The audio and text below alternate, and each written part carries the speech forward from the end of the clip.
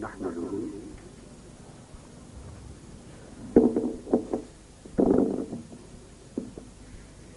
ونصلي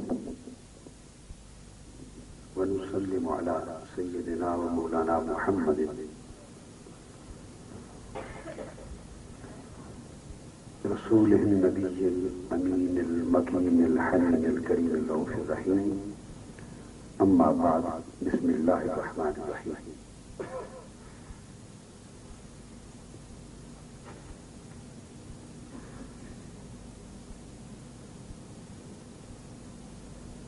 Respectable audience and dear brothers and sisters in Islam and in humanity, by the grace of Almighty Allah, this is indeed an opportunity of honor and pleasure for me to be with you this evening.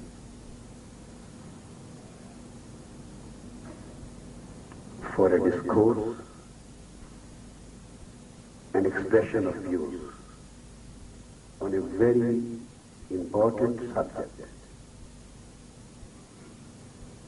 which has become incidentally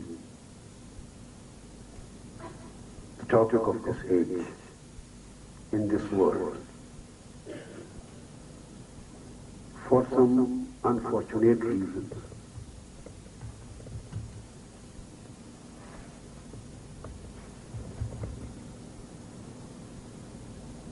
I would like to make these words as caption and heading of my talk. Does Islam preach terrorism? This is absolutely a negative expression. Absolutely no. Islam has no concern with terrorism at all. But this way to put a thing, to present a thing before someone, is just a defensive way, as if there is something in the background, as if there is some psychological depression, and someone is trying to clear the situation, to defend the position of Islam,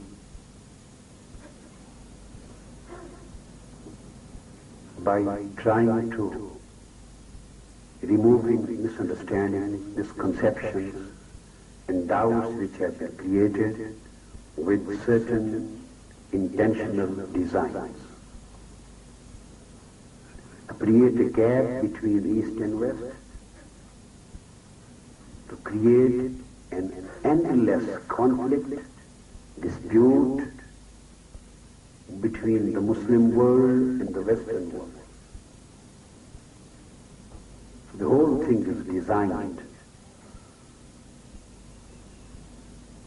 By negating this, I would just like to tell you today, what does Islam preach? What Islam has given to this mankind?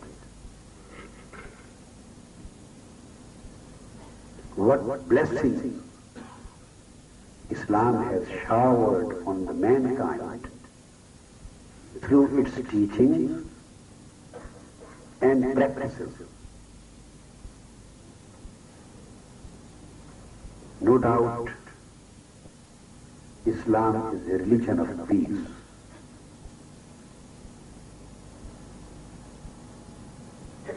So I would like to start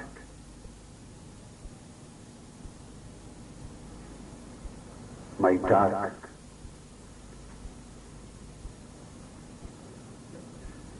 from explaining the etymological and literal meaning of the word Islam.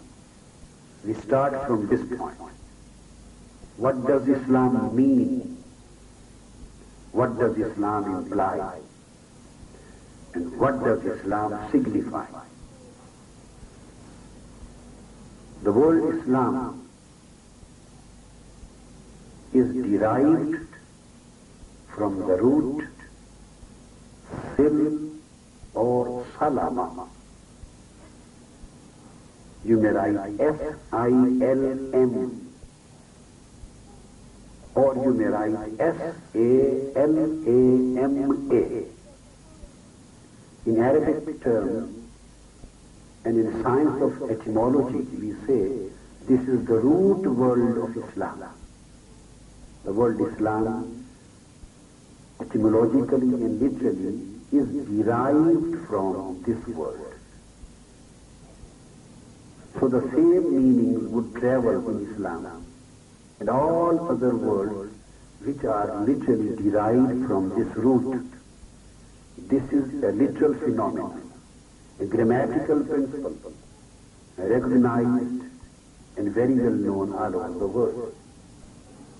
And this is very particular in case of Arabic language.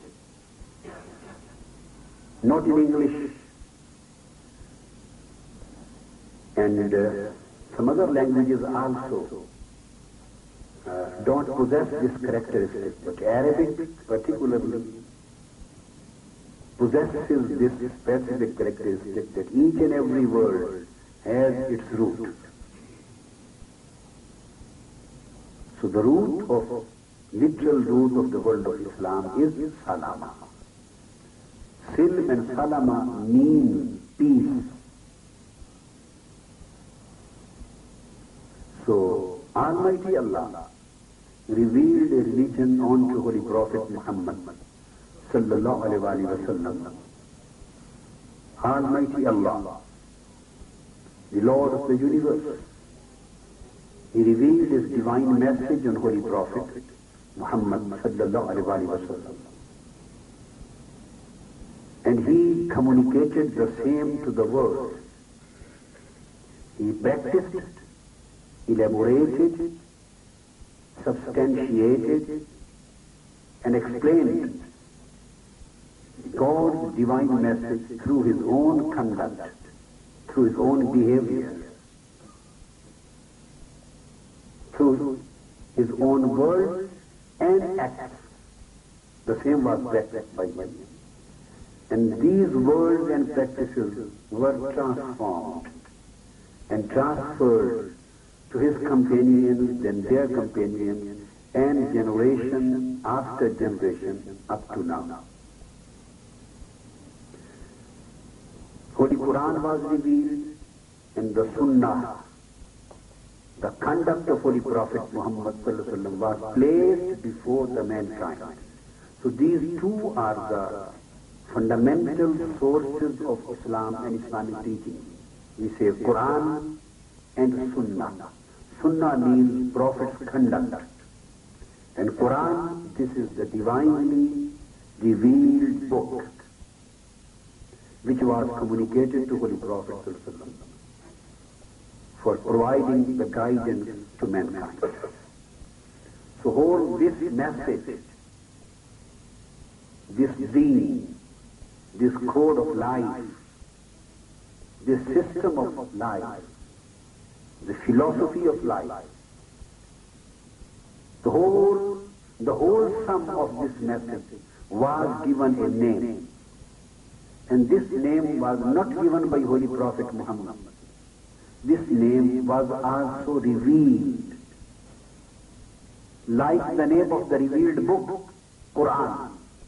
The word Quran was also revealed in Holy Quran, saying, this book is Quran, which we have revealed unto you, O Holy Prophet. So the word Quran is a revealed name.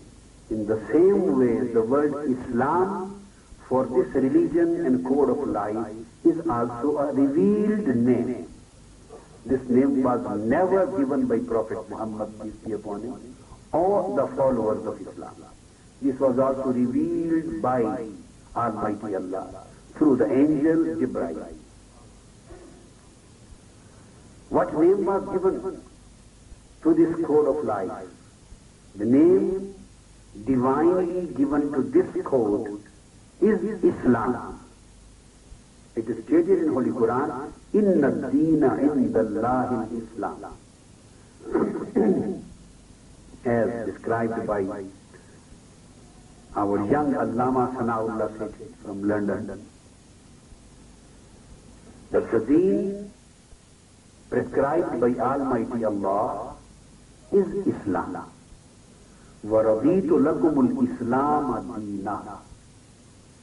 This deen of Islam, this is the deen, Al-Islam, which Almighty Allah has prescribed and recommended for the mankind.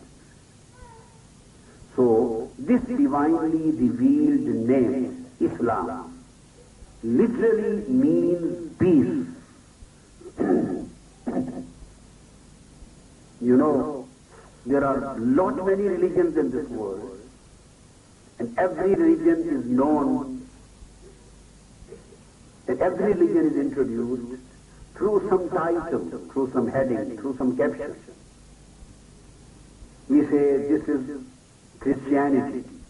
We say this is Judaism, Jewish religion. We say this is Hinduism, the Hindu religion. We say this is Sikh religion.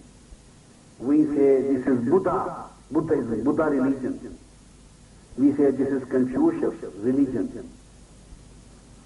So each and every religion has some name, some caption, some heading, through which it is introduced to the people.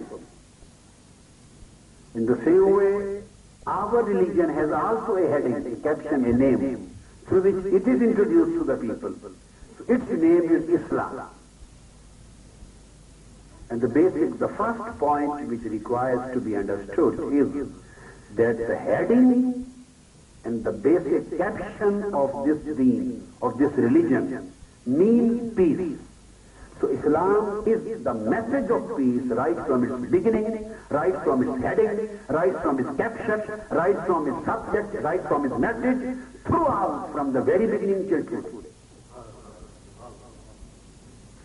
Islam is peace and none else, nothing else.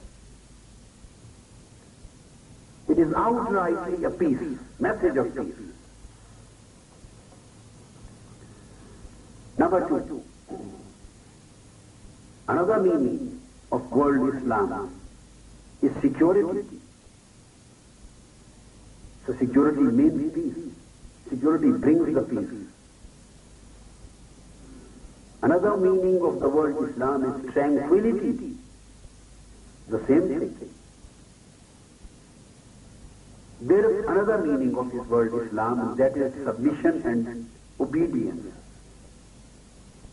Submission and obedience. It means that Islam and the follower of Islam possesses two characteristics. One, peace and security, and other, in context of the meaning of obedience and submission, it propagates discipline. So the followers of Islam are those who are law-abiding persons. This is the implication of the meaning obedience and submission. They are not warriors. They are not transgressors, the followers of Islam. They are not violators. They are disciplined people who submit to the law, who submit to the supremacy of God, submit themselves, and who are always obedient to the law, to divine will, for the sake of prayer of Almighty Lord. This is what Islam does mean. Now, Quran says, Ya ayyuhalladhina amanu udkhulu fi silmi kaffa. Invites So all of the Muslims come and enter into the ambit of peace. Live with peace. Live for peace. And this message of peace, according to Islam, is not only confined to Muslims. The message of peace is confined not to Muslims, it is for the whole of mankind. Whole of mankind. Unexceptionally. It is stated in Holy Quran, Ya Yuhannas, Inni Rasulullah ilaykum jamia. Holy Prophet Muhammad sallallahu alaihi wasallam, with this divine message of peace, has been raised to the whole of mankind. Then a very specific title, an attribute was given to Holy Prophet Muhammad sallallahu alaihi wasallam by Almighty Allah. It is stated that Prophet Muhammad is Rahmatul lil Alameen. وَمَا أَرْسَلْنَاكَ إِلَّا رَحْمَةً لِلْعَالَمِينَ. We have raised you to the mankind and we have made you just the mercy for the whole of universe. So Holy Prophet has been made the mercy for the whole of universe. He himself, his personality, is mercy for the mankind. His teachings are mercy for mankind. His message is mercy for mankind. His religion is mercy and benevolence, mercy and benevolence, and kindness. So this is the deen of Islam, and this is the Prophet of Islam. Now, I would like to give some examples which are ordinarily practiced by every Muslim in day-to-day life. I am not trying to bring some argument, far-fetched argument to establish the thesis. No. Just very common examples, practices, which every Muslim practices every day. Just to understand that how much Islam stands for peace.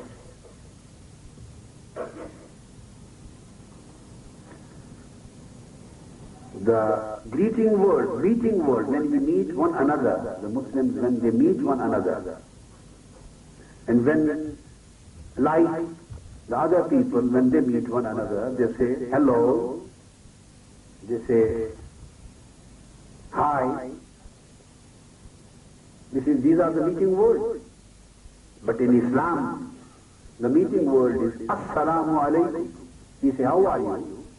These are the meeting words.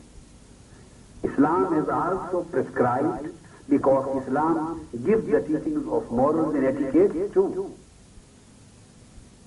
Islam is not a religion just dealing with the religious and spiritual matters which are concerned to the life hereafter.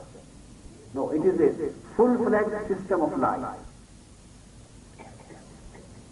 And teachings of Islam deal with our secular affairs of life as well as our religious and spiritual. Our material and spiritual, earthly and ethereal, life herein and life hereafter.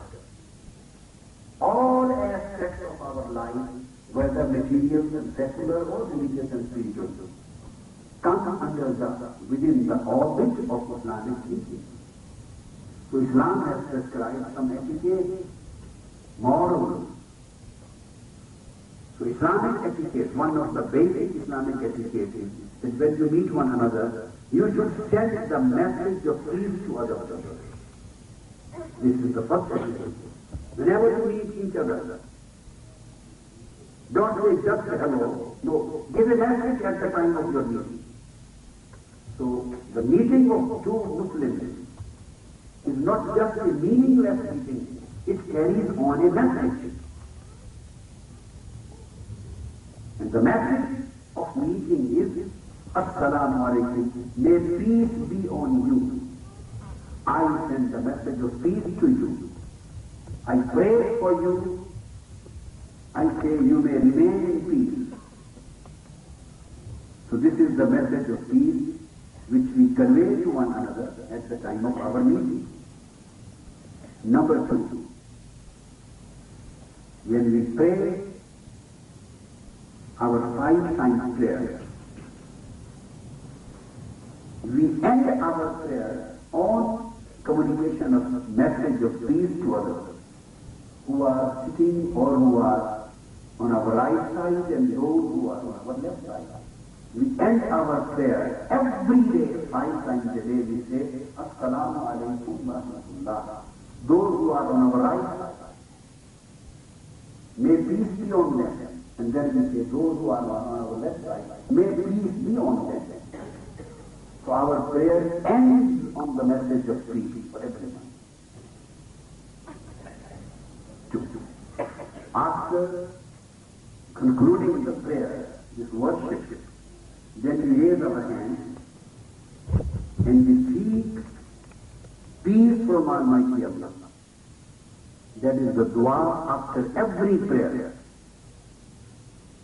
Pray after every prayer. But we say, Allahumma innaka anta salam. Salam, the word peace, is one of the divine attributes of Almighty Allah too. In Islam, Allah has many names, attributive names, sifati names, attributive. He has his own divine characteristics, and he is known as those names. So one of the very well-known names of Almighty Allah is peace. And when we conclude our prayer, we raise our hands and we call him, O Lord who is peace, O Lord of peace. Allahumma innaka anta salam, wa minka salam. You are the peace. You are the originator of peace. And the peace originates from you and peace goes to you. Peace comes from you and peace goes to you. O Lord of peace, please, we pray to Almighty Allah, please bless your peace on us. We want to live in peace in this life, and we want to live in peace in our life hereafter. The best place of Allah's blessing in life hereafter, which we say paradise, the heavens, it's one of its attributive names is also house of peace, Jannah, paradise, the heavens, the best blessed place in life hereafter, where all of the prophets and messengers and pious people would go and live after death. So the name of that blessed place is also the house of peace, Dar es-Salam. O Almighty Allah, let us stay in the place of peace after we die. So you say, our whole life revolves around the message of peace. So it is an absolutely ununderstandable phenomenon to say, to ask, does Islam preach terrorism? What concern terrorism does it have? I think some of the terrorists have created this misunderstanding against the religion of peace, to hide their own terrorism, to hide their own terrorism, terroristic activity.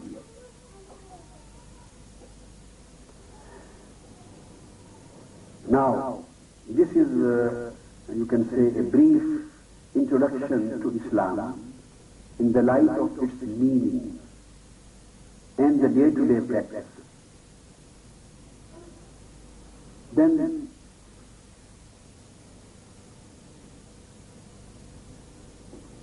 as I said in the beginning, that instead of taking this subject negatively, does Islam believe the terrorism? This is very narrow and negative, and you can say non-communicative question. We should take the subject positively. Islam doesn't teach terrorism. Then what does Islam teach? First of all, I have explained it teaches peace and tranquility and happiness and pleasure and discipline and submission and obedience and moderation and balance. This is what Islam preaches. Islam is the religion of balance. Islam is the religion of moderation. Islam is absolutely against every kind of extremism. What is the peace? Peace tries to create a moderation and balance in life. Peace tries to create protection and security to life. Peace tries to create a good environment and atmosphere which gives pleasure to the mankind. This is what peace wants. And these are the objectives of Islamic teaching. These are the objectives of the establishment of Islamic society. Quran says, mentioning the objective of divine revolution, Quran says, فَإِمَّا يَأْتِيَنَّكُمْ مِنِّي هُدًى فَمَنْ تَبِعَ هُدَايَ فَلَا خَوْفٌ عَلَيْهِمْ وَلَا هُمْ يَحْزَنُونَ. Quran says that Almighty Allah will reveal His divine message and divine revelation and divine message to you. And those who will follow His divine message and His divine commandment and His divinely revealed religion and guidance, those who will follow His guidance of Islam, they will come out of every kind of danger and every kind of evil. فَلَا خَوْفٌ عَلَيْهِمْ وَلَا هُمْ يَحْزَنُونَ. So the ultimate objective of Islam is to provide a protection to the society from every kind of danger of life. Sometimes in our terroristic atmosphere of life is in danger, human respect and honor is in danger, human dignity is in danger, human pleasure is in danger, human benefits are in danger, human property and wealth is in danger, human liberties and freedoms are in danger. So, lot many things which a man wants to enjoy, they are in danger because of exploitative and terroristic activities of other people who are working to deprive the mankind from every kind of pleasure and peace and tranquility. So Quran says the ultimate objective why Islam wants to establish a human society, why Islam was revealed to mankind in the form of a comprehensive and all-embracing system and code of life, why Quran came as a divine comprehensive message of Allah, why Quran was communicated to mankind in the form of comprehensive code of conduct, comprehensive behavior, human behavior, comprehensive practice, why Islam was practiced by Holy Prophet and given to the people as a comprehensive model of human behavior. Why? The reason and objective of Islamic communication was to establish a human society. And that Islamic society to be declared as Islamic society. Just of the reason that this Islamic society has provided every kind of peace, sense of security and protection, guaranteed protection to the people, whether they are Muslims or they are non-Muslims. If a society provides peace and security to the people, it can be considered as an Islamic society.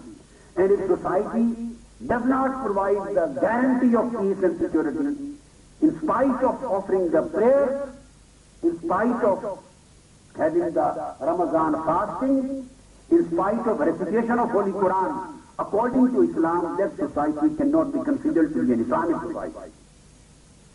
The society is not providing peace to the people. This is the objective of Quran and objective of Islam.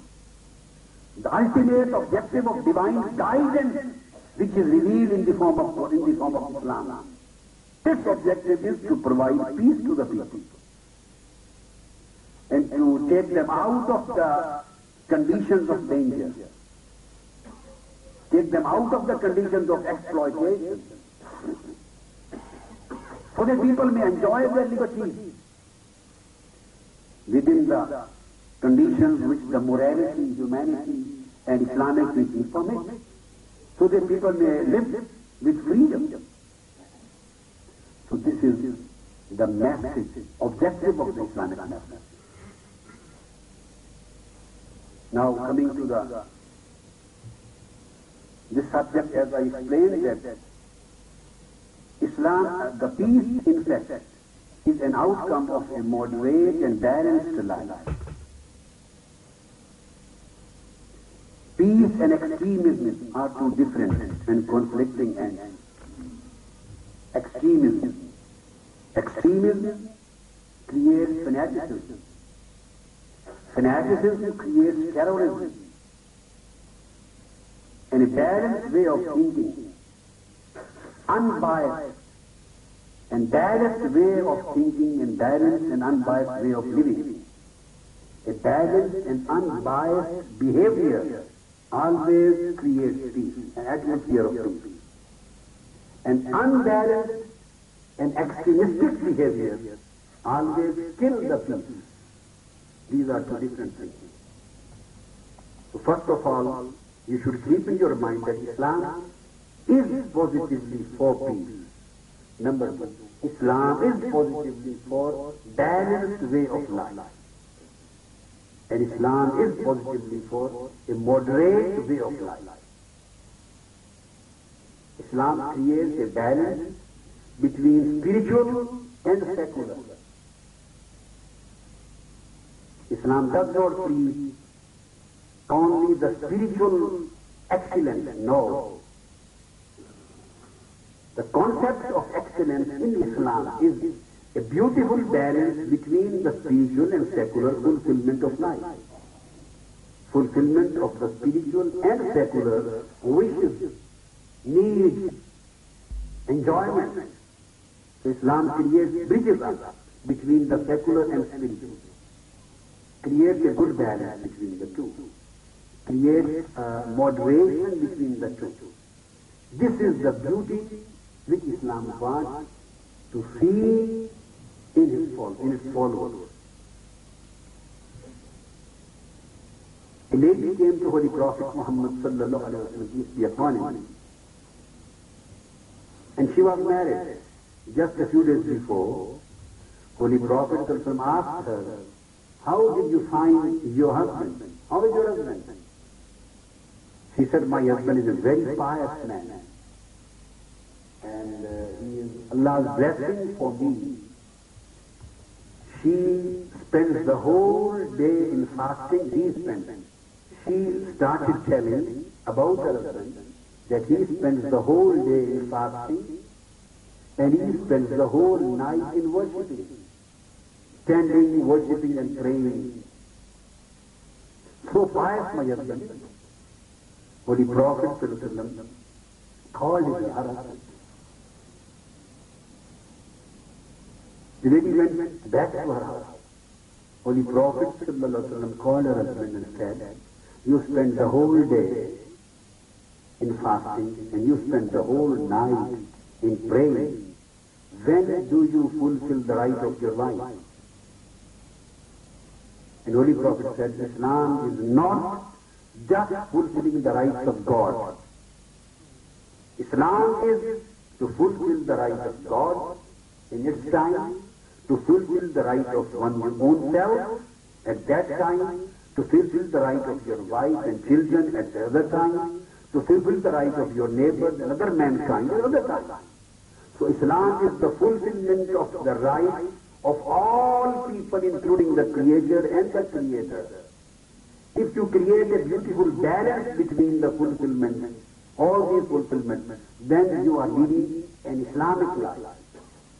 And you are becoming an extremist towards the spiritual life, extremist.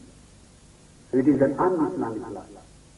If you are becoming an extremist in material way of life, it is again an un-Islamic way of life. So Islam preaches a balance and moderation between spiritual and secular. That's why the peace comes out of the Islamic way of life. There is no place for any kind of extremism. If Islam does not permit any kind of extremism in its teaching, then how can Islam recognize or accept or appreciate an extremistic behavior of a man in his practical life?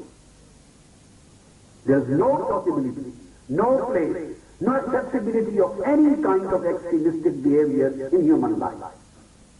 Islam prescribes a moderate behavior, a balanced behavior, a balanced conduct. So there are three kinds of rights in Islam. For example, in Western society and according to Western law and culture, we say human rights. In Islam, as a professor of law, I am explaining, in Islam, the rights have three categories. They are categorized into three kinds. Rights of God and Prophet, they are one and the same.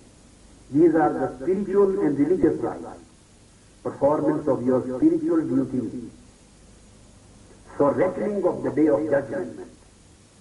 Number two, your own rights, hukukun nafs, the right of your own self.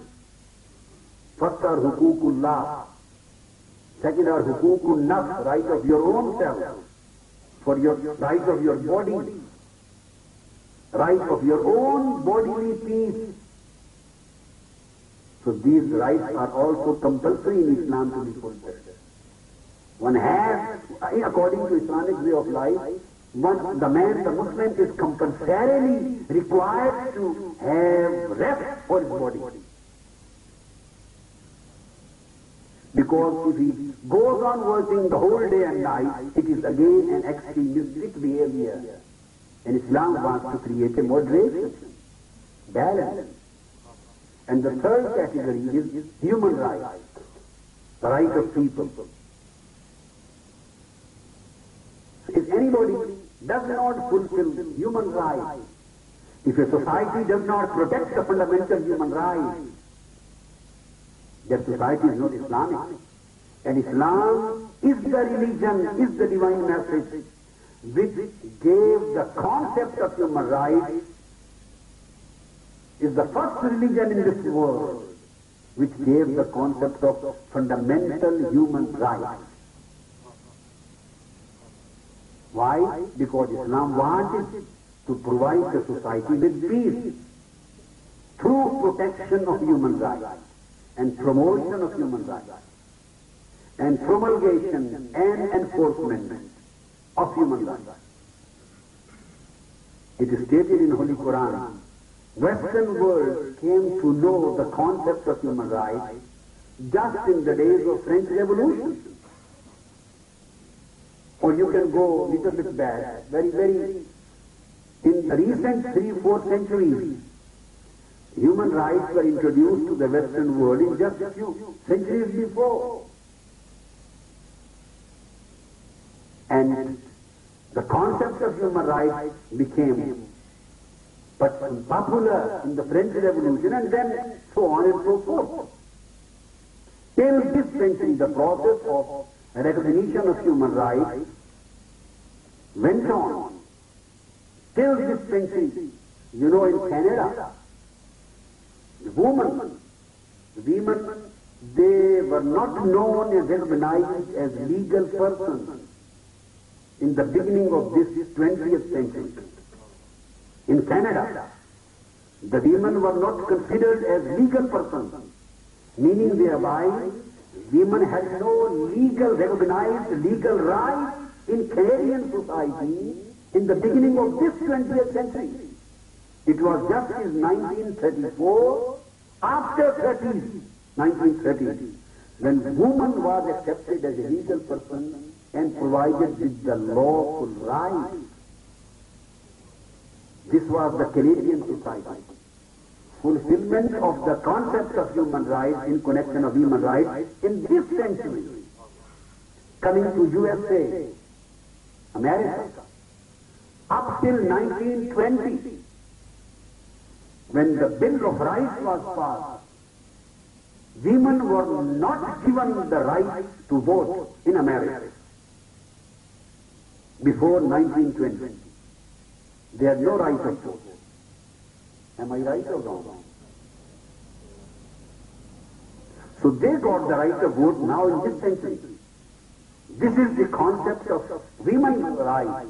I will take this matter, this subject later in detail, but just to give a comparative study, the Western developed West and human rights came to its final shape, came in 1947 in the form of Declaration of Human Rights by the Charter of United Nations, and then the concept of human rights is going on, processing and developing, whether in a positive way or negative. There may be a lot of discussions and debates, but the process is going on. Whereas Islam gave the women their rights, the women's rights were guaranteed, provided and protected in case of women 1400 years before.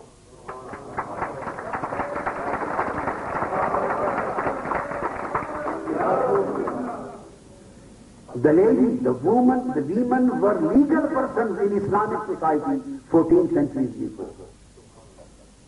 They possessed the lawful right, legal right. They had the law of inheritance in favor of ladies and women was revealed in Quran 1400 years before. The law of their own marriage of their own choice. The choice and free consent and free choice was given to women as well as to the people, to the men, 1400 years before.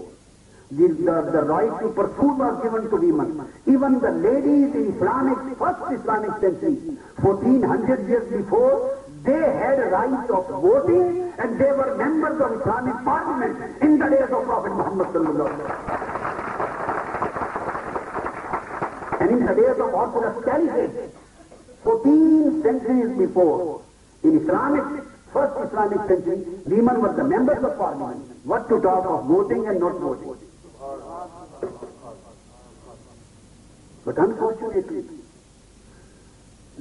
so much distance has been created between the West and Islamic world, so that no Western people and society, they are not being allowed to understand what Islam is, just to keep both parts of the world away from each other.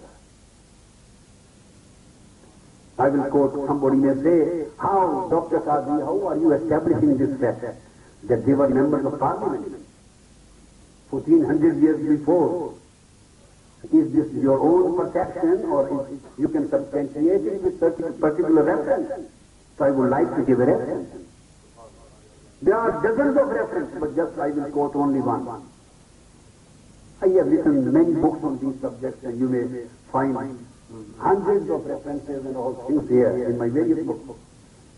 So in the days of the second Orthodox Caliph, Hazrat Umar, just 3 years after Holy Prophet's demise, when he was the head of the Islamic government, he was addressing the parliament, Islamic Parliament of Medina, he was addressing. And he brought a bill before the Parliament to impose a ceiling on their dowry. You know, according to Islamic concept of marriage, in Western society, marriage is just a social concept, having a legal sanctity. In Islamic, it has dual character. Marriage is a social contract as well as spiritual. So this is something additional. So marriage and wedding, according to Islamic culture, Islamic society, Islamic teachings possess dual characters, spiritual, religious as well as social. That's why why religious? The reason is that certain conditions has been fixed and imposed on the husband to be fulfilled by him in favor of women. And if he doesn't fulfill, he will be put in hell in life hereafter. So women's rights have been so much protected by religion of Islam through the marriage also. This is not only the case that if the women's rights are infringed by the husband, the wife's rights are infringed by the husband, she can just go to the court and get a degree of law in her favor. Just nothing else. But Islam gives a dual character. She gets a degree, she can enforce her rights, whatever she thinks, she can get according to law too. But moreover, her rights are protected spiritually and religiously. If they were infringed by her husband, he will be asked, he will be punished by Almighty Allah in life hereafter, and he will send to hell. Holy Prophet, peace be upon him, said, the best of you is the one who is best with his wife.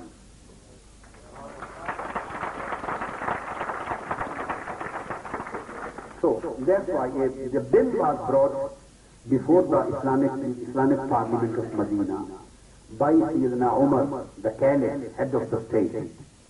And he wanted to place, and he wanted to impose a ceiling, a limitation on dawah. So in marriage, like in Western law, there is some consideration also. In marriage context, there is a consideration which husband is supposed to give to his wife as a consideration of that marriage. So in Islam, there is a consideration which is known as dawah. There was no limitation for dawah. Someone can fix as much he wants, as much he can. The Orthodox Caliph, Hazrat Umar, wanted to impose some limitations in fixation of dawah, because the people started fixing very huge amounts of dawah which practically was not possible to pay. And Islam always proposes, rather commands, to pay the fixed dawah to wife. This is the right of wife, should be paid physically. So he wanted to impose some limitation so that the amount of dawah should not be fixed that much, which is not payable. To make it practically payable, he wanted to fix some limitation. So he brought a bill before the Parliament in this connection. The reference which I am quoting is a lady stood up in the Parliament and she challenged the bill introduced by head of the state. The question is that the ladies were not only the members of Parliament, they were allowed to exercise that much democracy that a lady member of Parliament stands in front of the head of the state and challenges the bill of the government. This was the level of democracy being practiced by Prophet Muhammad in his followers and Orthodox character, 1400 years before. He challenged the bill.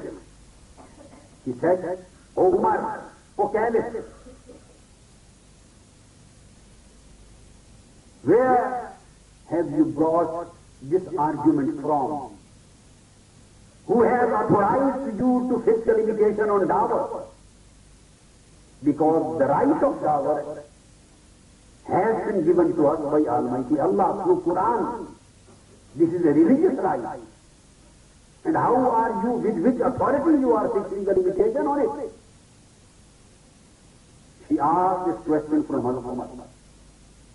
And she stated that Almighty Allah has not imposed any kind of limitation and ceiling on dawah. So how you are authorized to impose this kind of limitation on dawah. She carried the bill. Hazrat Umar, the caliph, he asked the lady, member of parliament.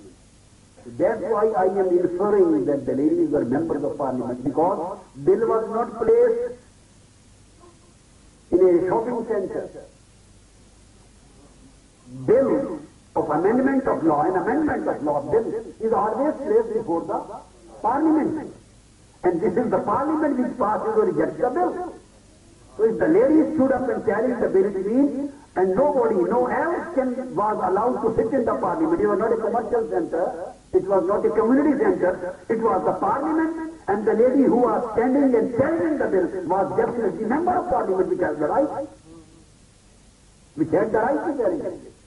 Otherwise he would have asked her, who are you to carry? Go away. Go out of the parliament. This is the matter of the parliament. Only a member of parliament can carry the bill and discuss and debate on it. He said, yes, because he was the member of parliament. He said, how you are saying that Almighty Allah has not placed any limitation on dawah, which is your authority? He said, my authority is this Quranic verse. Then she quoted a verse of Holy Quran, in which it was stated that you may fix the dawah for your wife as much as you can. The heaps of money or heaps of jewelry, even heaps of jewelry are fixed as dawah, you are liable to pay. He quoted this Quranic verse. He said, when the word heap has been used, it means that it is unlimited according to Quran. You can't fix any limitation. So what the caliph did, Sayyidina Umar, the caliph, he withdrew his bill and he gave a historic statement in the parliament, on the floor of the parliament, saying that I had a wrong opinion and this lady had a right opinion. I withdraw my bill. This is Islam. I ask my Western Canadian brothers, do this concept of Islam, do they know? Has anybody placed this face of Islam before them? There's the media. Some particular groups are working to create misunderstanding, to create distances, to create confusion between Islamic world and Western world, so that they don't come nearer and closer. Because they want war in humanity. They don't want a peaceful atmosphere for the mankind. They don't want the atmosphere of togetherness for the East and West. They don't want to create a universal and global human society which may enjoy the peaceful living together. They always are in favor of creating misunderstandings, misconceptions, fights and wars and confusion between East and West, so that they may divide the people and rule the whole world. And those who want to fulfill this kind of design, they say, does Islam preach peace or terrorism? Islam has taught the peace to whole world. Islam has taught democracy to whole world. Islam has taught the lesson of liberty and freedom to whole world. Islam has taught the lesson of rule of law to the whole world. Islam has taught the lesson of liberty for minorities to the whole world. Islam has taught the lesson of economic democracy. Islam has taught the lesson of political democracy. Islam has taught the lesson of social democracy. Islam has taught the lesson of dignity of mankind. Islam has taught the lesson of equality of mankind. Islam has taught the lesson of protection of human dignity. Islam has taught the lesson of elimination of human superiority on the basis of sex, creed, color and race. Islam has taught the lesson of creating a global human society, enjoying the rights equally according to law and society.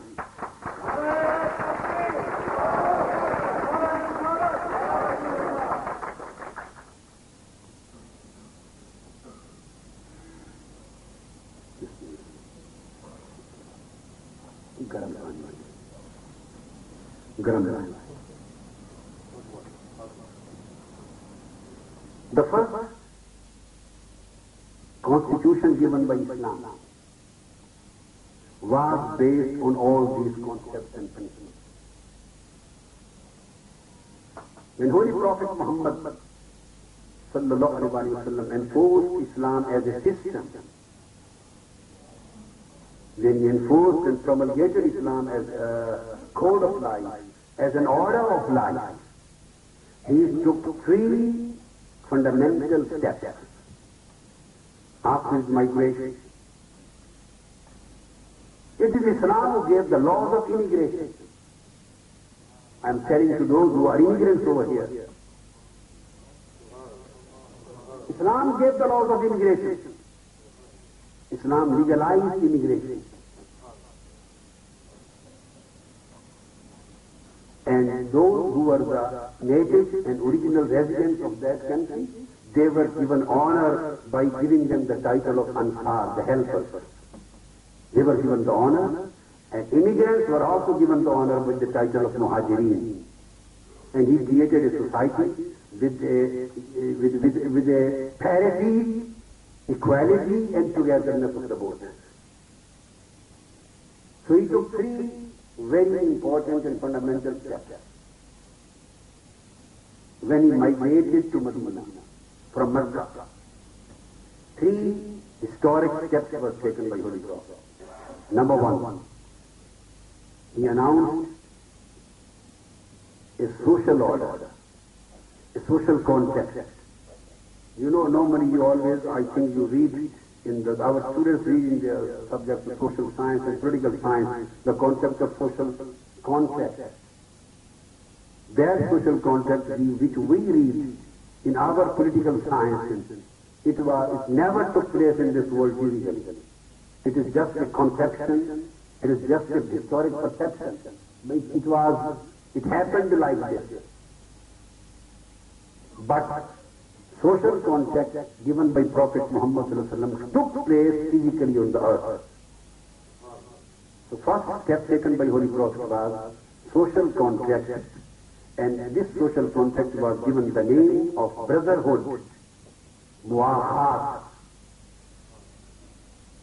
The new concept of mu'akhat, human brotherhood, was introduced to mankind by Prophet Muhammad, peace be upon him. He made the people brothers, and he created a new relationship of brotherhood between them. First of all, first step taken by him was announcement of brotherhood, and he introduced a new social context. Number two, he gave the people of Medina a new constitution, written constitution, and introduced a broad-based political government, broad-based political organization, broad-based political structure of the people, with written constitution. Not just ethical instructions or just theoretical principles, no. Written constitution, the first written constitution of the world was given by Prophet Muhammad, the Prophet of Islam. The first written constitution of the world. Two. And number three, he gave the Declaration of Human Rights. Universal Declaration of Human Rights. Through his khutbah, the broad-based political structure and constitution given by Prophet Muhammad sallallahu alaihi wasallam is known as Misaq-e-Madina, the Charter of Medina. The first social context is known as Mu'akhat, brotherhood. Is given his constitution and broad-based political structure and system which he introduced to the people is known as Misaq of Medina, Charter of Medina, Document of Medina. This was a constitution. And third, Universal Declaration of Human Rights. This was promulgated by Prophet Muhammad, peace be upon him, in his last year of his life. At the time of his last Hajj pilgrimage, known as Khutbah Hijjatul Wida, his last address and sermon of Hajj. That was Universal Declaration of Human Rights. These were three steps taken by Prophet Muhammad, peace be upon him, in his life, and he enforced a peaceful order of life on this earth. Brotherhood creates a social relationship of brotherhood.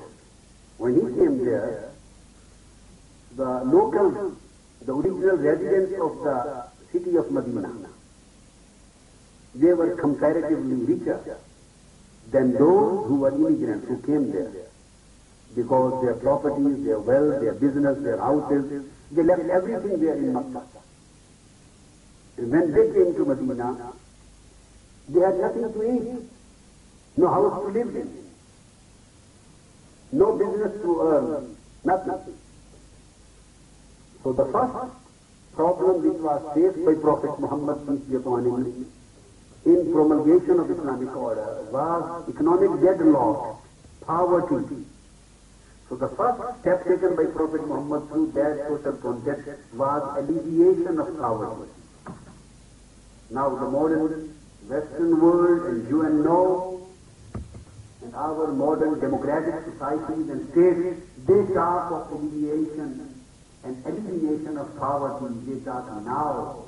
Holy Prophet started his business, Islamic business, state business, started his vision from the process of alleviation of poverty. Started his vision from the process of alleviation of poverty. Because the first crucial problem faced by him was the poverty, homelessness, joblessness. These were the first problems which were faced by him. So what he did, said to himself as a migrant, immigrant. And at that time he was not head of the state. So there were no resources available. No resources available on his choice, on his conscience, to give to the people. So he had to create some phenomena to alleviate and eliminate the poverty, and to provide the people houses and jobs and business, and to resolve the economic deadlock. So what he did, he convened a meeting. At that time, the total people belonging to Islamic society, the Muslim society, they were 400 in number. Just 400 in number at that time. He convened a convention. And I say, this was a brotherhood convention, Muakhat convention. He convened and asked the local residents to sit on one side. You see, go 1400 years back and try to understand where was the West 1400 years before. Where was America? Where was Canada? In what condition did Americans and Canadians and British people and Europeans and Pakistanis and Muslim world, all over the world, what was the condition in which you and we used to live 1400 years before? It was nothing except darkness, except ignorance, illiteracy, slavery, robbery, killings. This was the condition of the world. So there is a man, there is a prophet, beloved and blessed personality. That is the divine message and divine revelation from his Lord. He has been sent to the mankind to correct the situation, to reform the environment and atmosphere of life. And he came to the people who had no system, no order, no law, no social values, no spiritual values, no human values. He was sent to that kind of society where the people used to kill one another. He was sent there, and he is standing there without going to any university. There were no universities. Without going to any college and school. There were no schools and colleges. Without undergoing the process of studentship under any teacher. He never went to any teacher. Without reading any book, authored by any person. He never read any book. In this condition, he is standing there and he is calling the people and saying, come here. The basic problem is poverty, homelessness, joblessness. I have created a social contract. One man from the local residents should stand up. Other man from immigrants, poor people should stand up. And he announced, this rich man and this poor man, I announce the relationship of brotherhood between you two. So now from today, he will share your house, he will share your business, he will share your holdings. So you have become two brothers, and now his economic deadlock has been resolved to your door. So moral message, so ethical message, so spiritual message, so blessed message, so revolutionary message, who created a new era in the history of mankind. This is what Islam has taught. Islam has not taught terrorism. Islam has taught brotherhood. The first official step taken by Prophet Muhammad was brotherhood. Terrorists may be those who attack other people. I appreciate the stand of Canada and Canadian government. Million times Canadian government. Congratulations for Canada. Congratulations for Canada. Congratulations for Canadian society. You should grab the hat, right? Congratulations for Canadian government. Yeah. Congratulations for Canadian people. They are working for peace. They are having the struggle for peace. They are stood up against terrorism. This was the stand taken by Prophet Muhammad.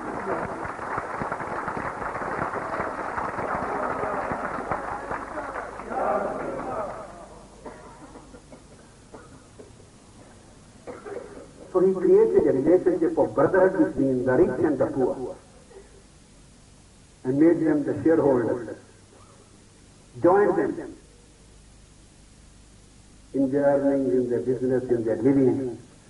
So the resources, economic resources, new resources, he was not in a position to create the new one. So available resources, he created an equitable distribution of the available resources. Equitable distribution of wealth, equitable distribution of resources. And this was the human development management too. Management of human resources, management of natural resources, management of economic resources. He was the greatest manager of the world in the history of mankind. He was the greatest scientist of the world, social scientist of the world, who gave the mankind, provided the mankind with this great philosophy of social concept of brotherhood. He is the founder of brotherhood. And brotherhood is just a peace, not terrorism. Second step taken by Prophet Muhammad was the Constitution. I have written a book on this Constitution of Medina. This is my own authored book. It's in my hand. You know, there was no constitution written in the whole world before Prophet Muhammad's Constitution of Medina. This was the first constitution given by Prophet Muhammad to the mankind. First constitution given by Prophet Muhammad to the mankind.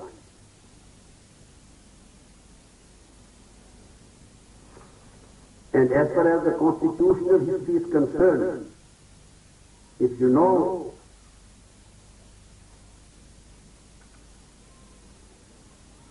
Western constitutional history just starts from 1215, year 1215, the constitutional history, when King John gave the first constitutional document to the British English society in the name of Magna Carta. It was year 1215. He signed the document, Magna Carta. It was in 1215, and Prophet Muhammad sallallahu alaihi wasallam gave his Magna Carta, gave his constitutional document gave his Charter of Medina, constitution consisting of 63 articles, in year 632. 700 years before the West was introduced to the Constitution. 700 years before.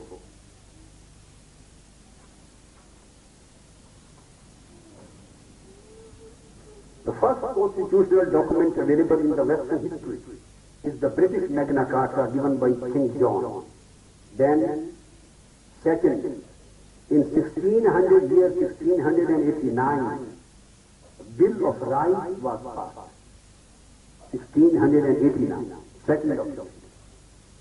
Third document in 1700 and 1701, the Act of Settlement. The next, the Parliament Act of 1911. This is the constitutional history of the West. Then American Constitutional Convention of 1787. Year 1787. American Constitutional Convention. And in Europe, the French Assembly, National Assembly passed the Constitution in first Constitution in 1791. This is the constitutional history of the West, and constitutional history of Islam comes 1400 years before from Medina. The first written constitution was given by Prophet Muhammad. Today in the world of constitutions, American Constitution is known to be the most brief constitution in just 7,000 words. American Constitution is in 7,000 words, known to be the most brief written constitution of the world today. But the people, the constitutionalists, the constitutional scientists, they don't know that American Constitution, the most brief is 7,000 words. But the constitution of Islam given by Prophet Muhammad in Medina, that consisted only 730 words.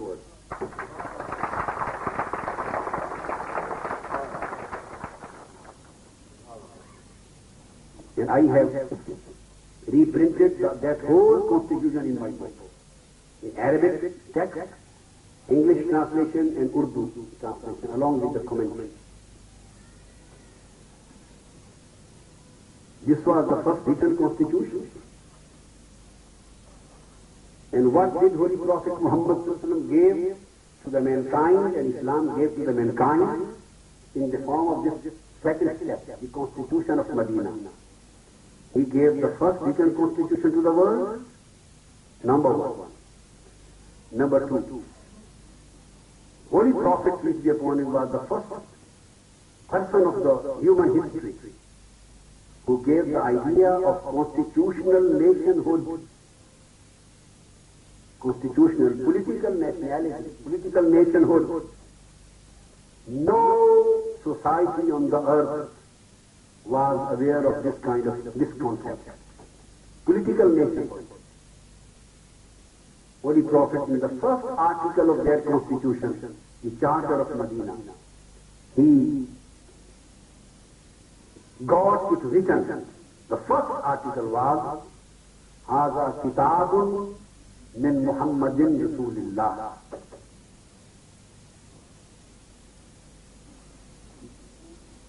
بين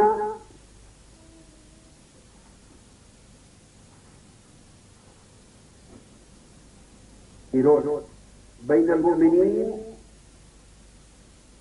هذا كتاب من محمد النبي رسول الله صلى الله عليه وسلم.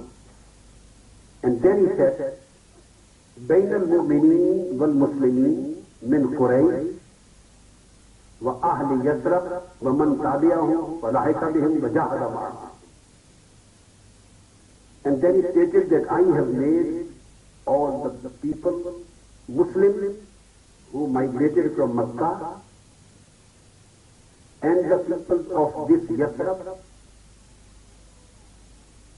and the Jews who were the residents of Medina, Yathrib at that time, and all other non-Muslim tribes which were there alive, and those who tribes and communities who will accept this constitution, and those who will become allies of this community, and those who will participate in defense of this city. All of these communities have been made part of this nationhood today. Such a beautiful constitutional language. And then he said, the Jews, although their religion is different, since they are allies of Islam through this constitution, Jews and Christians were also living there. Jews, Christians, and other non-Muslim tribes, since they have been made allies and parts and parcels of this constitutional linkage. So from today, it has become incumbent and compulsory on us to protect their rights too, to help them, to defend them, and to provide them a guaranteed protection, as it is incumbent on us to provide the same to Muslims. So this was the concept of peace given by Prophet Muhammad sallallahu alaihi wasallam. Then this society, this was the first society of human history which was declared to be multicultural society. Who knows this? Yes. The Median society under the Islamic constitution of Prophet Muhammad sallallahu alaihi wasallam, it was a multicultural and multinational society. And about 8 articles of this constitution deal with this subject. 8 to 10 articles just. Maybe if we take some other articles also in the context, so about 20 articles of this constitution, 20 articles deal with this multicultural society and multinational society. And they say their local laws, their religious laws, their financial laws, their local customs, they were given official and constitutional recognition. Their local customs, traditions, cultures and laws, they were given full protection. And Holy Prophet announced through this constitution that their laws, they will work according to their culture, and they will decide their matters according to their local laws. So their culture, their religion, their local laws, and their identity was not disturbed. Rather, it was protected constitutionally through the announcement of Prophet Muhammad. Multicultural society got full constitutional protection and guarantee from Prophet Muhammad. Next, Holy Prophet, peace be upon him, introduced the concept of rule of law through this constitution. Rule of law. We talk of rule of law. Now, who on this earth knew the concept of rule of law at that time? Prophet Muhammad introduced this concept of rule of law and independence of judiciary. Independence of judiciary and rule of law. Some lady belonging to very rich and respectable family, a charge of theft was proved against her, and punishment for theft was awarded, was declared against her. Some people came to Holy Prophet saying that that lady belonged to very rich, very high and respectable family, and they recommended forgiveness for her. She belongs to very rich family, great family. Holy Prophet ﷺ refused in the light of the concept of rule of law, saying, and the name of that lady was Fatima. And Holy Prophet's own daughter's name was Fatima. His own daughter was also Fatima. He said, you are talking of Fatima of this tribe. Had my daughter Fatima committed this theft, she would have been given this punishment without any kind of concession. What to talk about the Muslims? Holy Prophet said, there is no prerogative of anything for anyone. There is no concession for anyone. Rule of law is equal for everyone, rich and poor. For ruler and the ruled. That's why these were days of the caliphate of Sayyidina Ali, the fourth Orthodox Caliph. When a Jew citizen filed a wrong case against the head of the state, the Caliph of Prophet Muhammad Sayyidina Ali, a Jew citizen filed a wrong suit, false allegation, based on false allegation. And he said that the seat of his horse, he said it was mine, and Ali the Caliph, he had stolen my seat. A false allegation of theft was charged against the Caliph, and who charged the allegation? A Jewish citizen. The case went to the court, and the court, the judge, Muslim judge, asked the Caliph Hazrat Ali to appear before the court in person. In nowadays, if any common citizen of this society files a wrong suit against the president or against the prime minister, even today's constitution have the provision of prerogative. The British constitution has prerogative. No one can file any suit against the king, against the crown, against the queen. All Western constitutions have prerogatives in various ways and various means. The common citizen cannot compel the head of the state, head of the government, to appear before an ordinary court in person. Even today, the democratic world, advanced democratic world, and now I am talking of 1400 years before, Islamic world. So the judge ordered the Caliph, head of the state, to appear before the court in person and provide the witness, evidence. Hazrat Ali the Caliph came there, and he brought his own son as his witness. Evidence was recorded.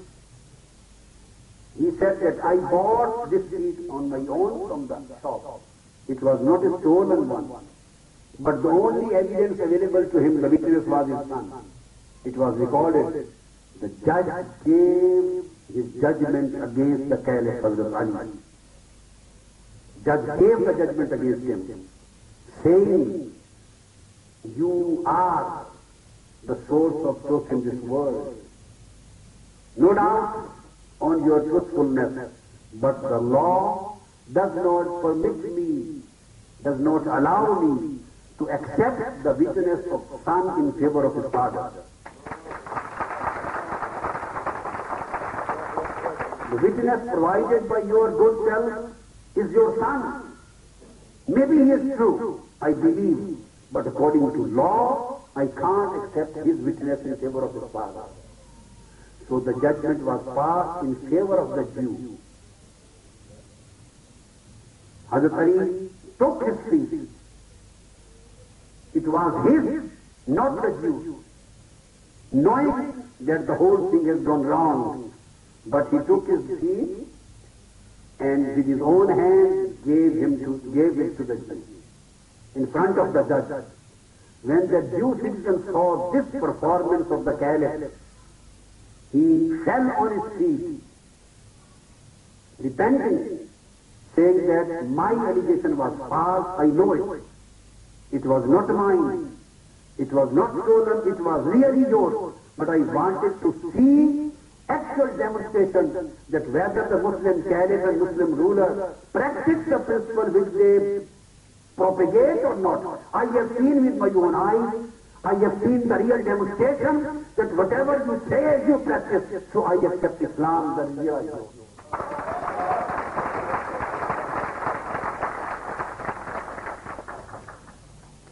This was the rule of law. This is what Islam preaches. Islam doesn't preach terrorism. Islam preaches rule of law. Islam preaches peace. Islam preaches democracy. Islam preaches human rights. Then Islam taught through this constitution religious freedom, and particularly the freedom to the non-Muslim minorities. At that time, when the people used to kill one another on small differences of religion and culture and tribe, at that time Holy Prophet taught tolerance. Holy Prophet taught moderation, taught liberty, taught freedom. He gave guaranteed protection to the liberty and freedom of the religion for non-Muslims. It is decided. I am again quoting the same which our brother Sanaullah says he referred an event. But that was not clear. A delegate of Christian scholars came from Najran. It was a delegate consisting of 60 Christian scholars came from Najran. This delegate came to Medina. In those days there were no state guest houses, no hotels. So the first question was, this was a delegate consisting of, if there were only one man or two, the Holy Prophet would have asked his companions to take him to their house. But this was a delegate of respectable Christian scholars consisting of 60 people.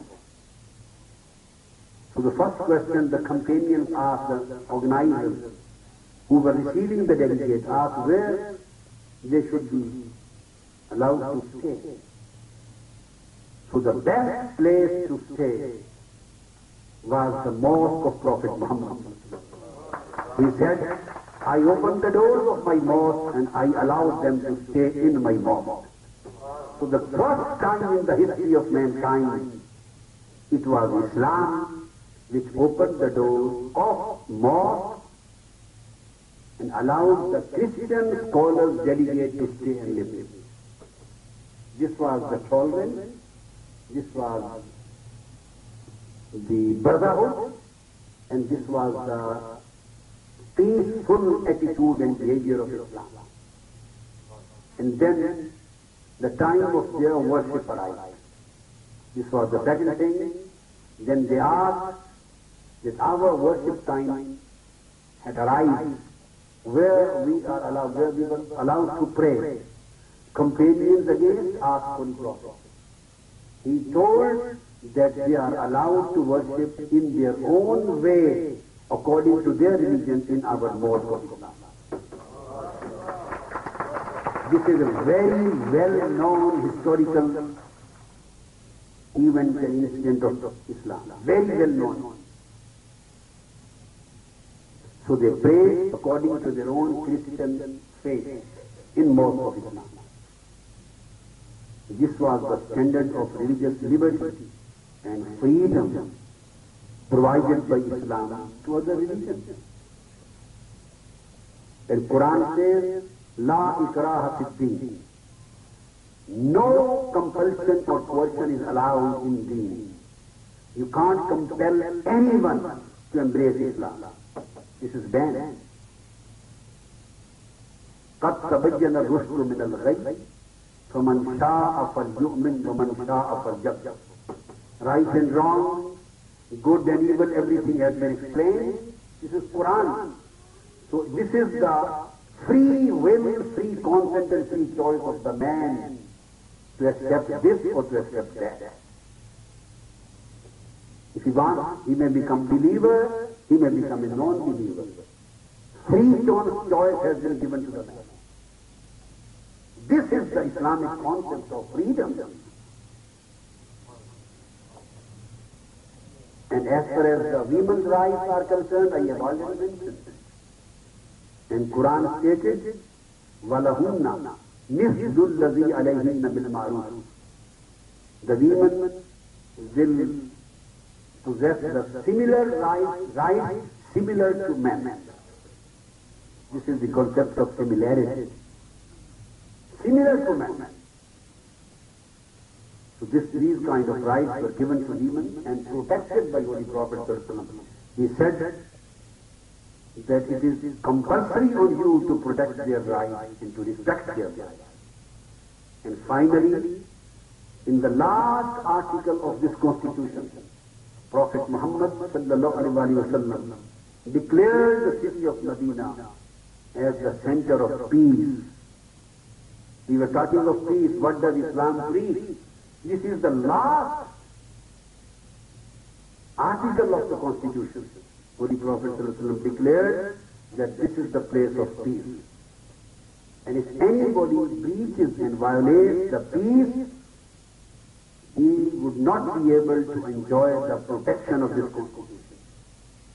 The breacher of peace, the violator of peace, the transgressor and a cruel man, he will not get the protection of constitution.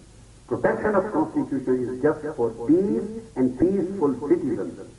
Article 61, 62 and 63, last three articles just deal with this concept, that the constitutional protection and guarantee will be available only for peaceful people. That's why we say Islam teaches and preaches peace, nothing else. And the last special act performed by Prophet Muhammad sallallahu alaihi wasallam and last step taken by Prophet Muhammad, peace be upon him, was Universal Declaration of Human Rights. This was the 10th year of Medinan period, the last year of his life. He performed the last Hajj, and he was addressing a mob, an audience of 125,000 followers. He was addressing an audience of 125,000 people. In that last Hajj, he stood up on the top of hill in Arafat and he delivered his last lecture, which became the new world order. It became the new world order based on peace, based on protection, based on security, based on equity and based on equality. And he announced and promulgated the article of equality of man, stating, La fadla li Arabiyyin ala Ajamiyyin, wala li Ajamiyyin ala Arabiyyin, wala li Ahmar ala Aswada, wala li Aswada ala Ahmar, illa bil taqwa. He announced, Kullukum banu Adam wa Adam bin Turab.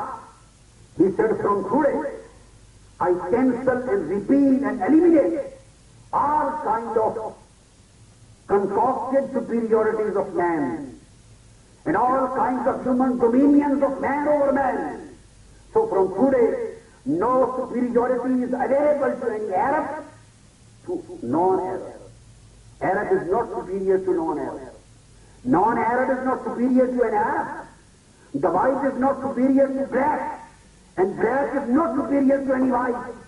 Today we are talking of eliminating the differences and biases of race, color and creed. But even in African countries, in spite of our slogans, we have not been successful in eliminating these biases. But this was Prophet of Islam, Muhammad, peace be upon him, who eliminated all kinds of differences of races, languages, creeds, and color, by stating all superiorities have been cancelled on the basis of race, on the basis of tribe, on the basis of color, and on the basis of territory. Those who possess good moral character would be known as superior to others. Each and every man belongs to the same origin. All of us are sons of Hazrat Adam, and Adam was created from God. So you should remain as very humble people on this earth.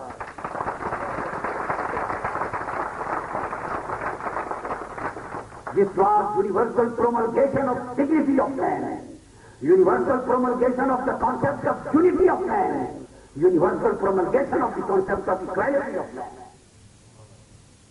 Then Prophet Muhammad, through his universal declaration of human rights, this is the human right, fundamental human right, equality of mankind. irrespective of the difference of creed and color.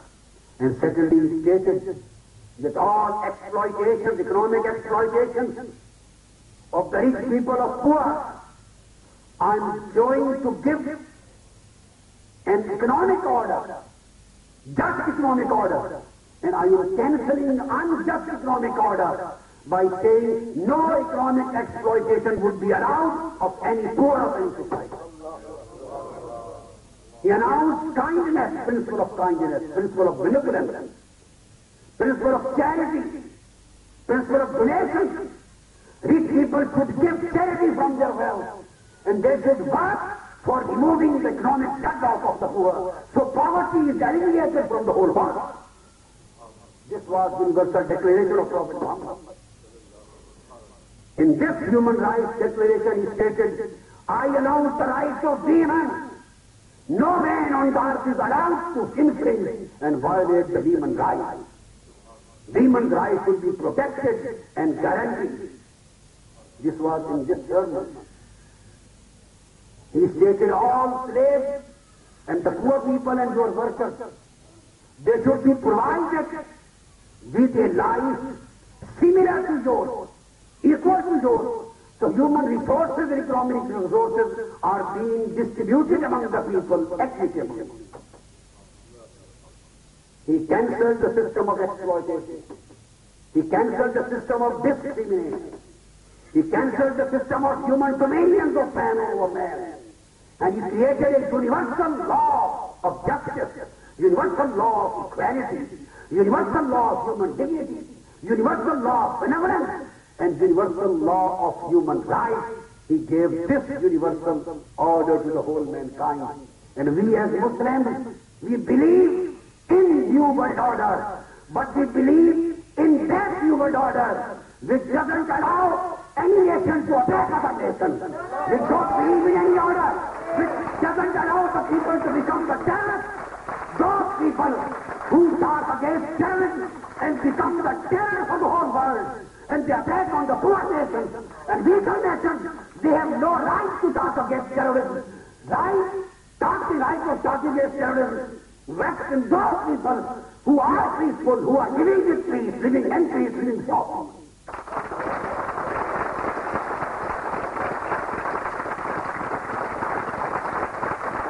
Thank you. Wassalamu alaikum wa rahmatullah.